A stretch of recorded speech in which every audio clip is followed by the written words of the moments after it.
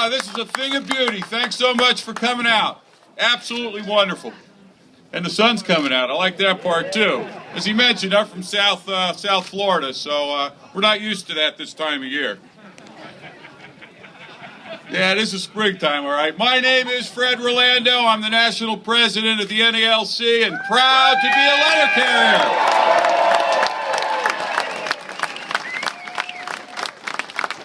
And we are here today with some other unions, some civic groups, some businesses, faith groups, veterans.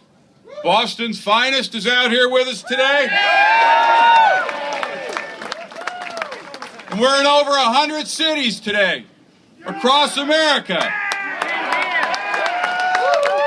Because we need to let the American people know that our fight is their fight.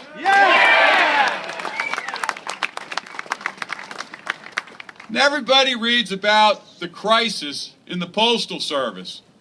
And I'll tell you what, there's a crisis going on, but it ain't the one you're reading about. It's not about this $25 million a day loss or whatever other crap you're hearing in the media. The crisis is that there are those in Congress that want to dismantle America's Postal Service.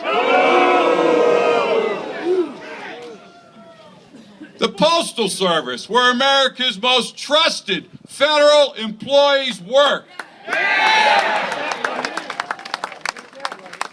The Postal Service that's rooted in the Constitution, older than the country itself. We deliver 40% of the mail in the world.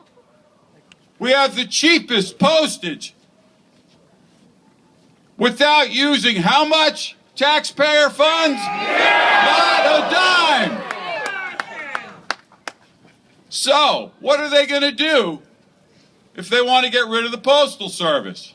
They're going to manufacture a crisis. And that's exactly what they've done. Congress passed a few years ago a law, as you know, that requires the Postal Service to pre-fund health benefits 75 to 92 years into the future. What did that do? Does anybody else have to do that? No! Just the Postal Service. All the Postal Service's savings, all their borrowing authority, every dime of cash that the Postal Service has to go into this fund without any access to it by the Postal Service, even though it's their own money. Is that fair? No!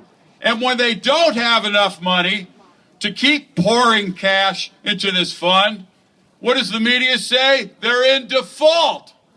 The Postal Service is in default. Default? They've got almost $50 billion in this account that's been drained out of all of their resources. Fully funded civil service, fully funded FERS, overfunded FERS, overfunded civil service. We're the richest broke company in the country.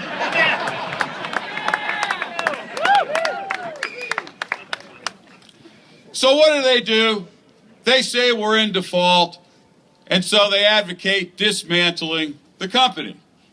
And that's what we read about. That's the sensationalism that the media loves to pick up on, and that's what America is hearing. And that's why we're out across the country today to tell the American people the truth about what's going on with the Postal Service.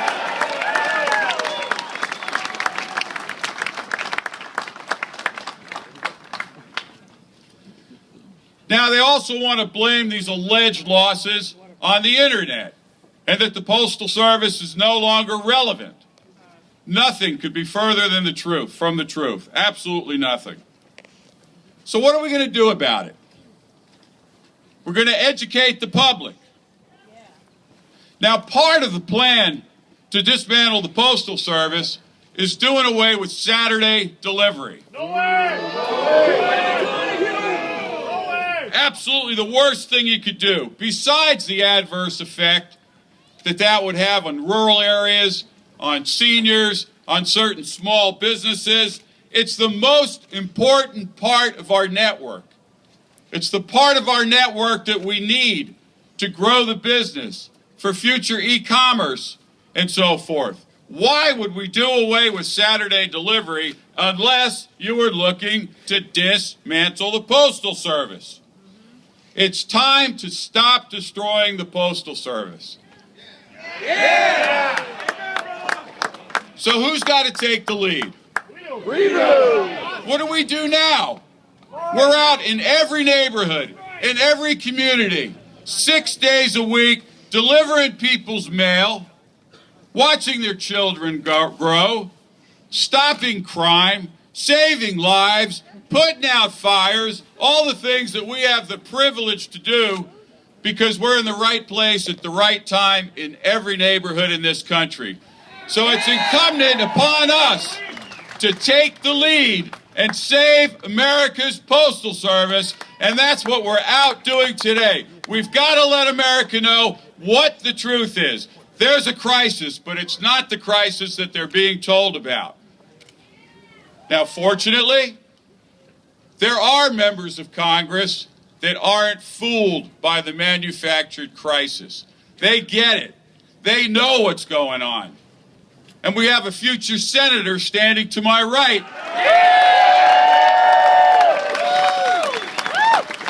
that knows exactly what's going on, that understands the type of legislation that has to be passed to make 5-6 day delivery part of the law so we don't have to go through this every year, that understands the type of postal reform that needs to become law, that understands that we have to do away with the pre-funding mandate, that understands that we have to fairly calculate the pension surplus in civil service in FERS. He's just introduced a bill regarding the pension surplus in FERS so that we can get some of the cash returned to the Postal Service.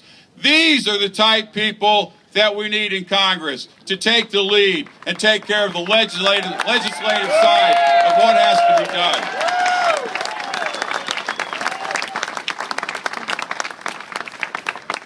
So we need to get out and educate the public.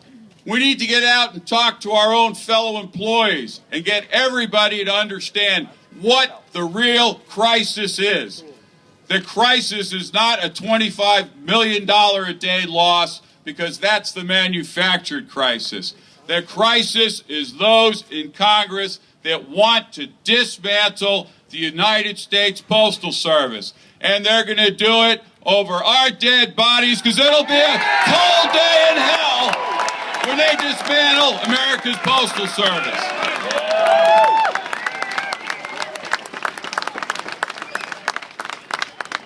Senator Lynch, boy, I like the way that sounds. I want to thank you on behalf of the letter carriers for the initiatives that you've taken and what you do for us in Congress, because you do get it. You understand what the real crisis is, and we appreciate everything you do. Brothers and sisters, I'd like to bring up Congressman Lynch, the ranking member of the committee that oversees the Postal Service. Please give him a warm welcome for everything that he's done for the letter carriers.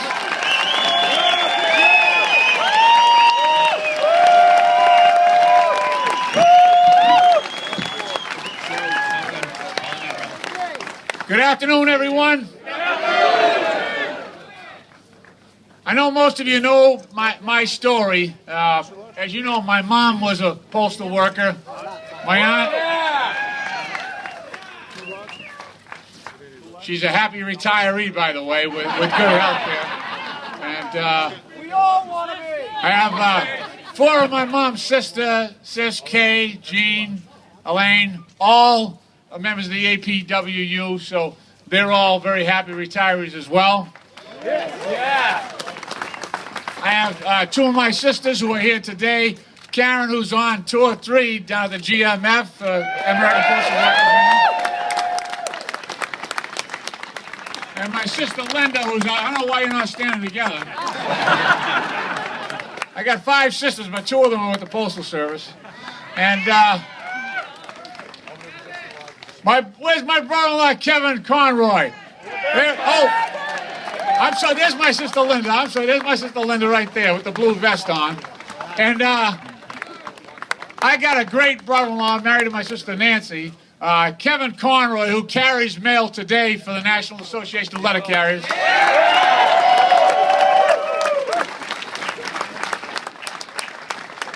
You may know my cousin Joe Morris. He's the former past president of Branch 34, National Association of Letter Carriers.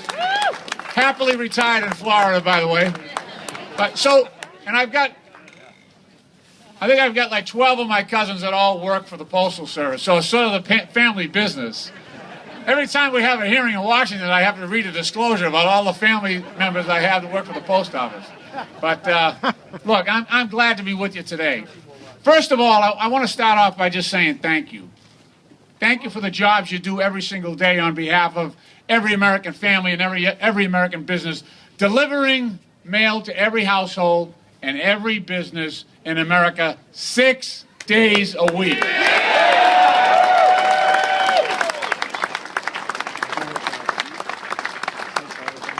I also want to say thank you for another reason, and you've never heard this thank you before, I don't think. Not properly. I was elected on September 11, 2001, in the Democratic primary, the day of the attacks on New York and also Washington and Western Pennsylvania. And they delayed my swearing in down in Washington because we had anthrax in all the buildings. And at that time, there were a lot of threats to our postal facilities. As a matter of fact, down at the Brentwood facility down near Washington, D.C., we had 2 postal workers who actually were killed because of anthrax inhalation. But I remember that time distinctly. Both my sister Karen had young children at the time, my sister Linda as well, my brother-in-law, all working at the Postal Service. And the big issue there was, it was a crisis. It was a crisis for the leadership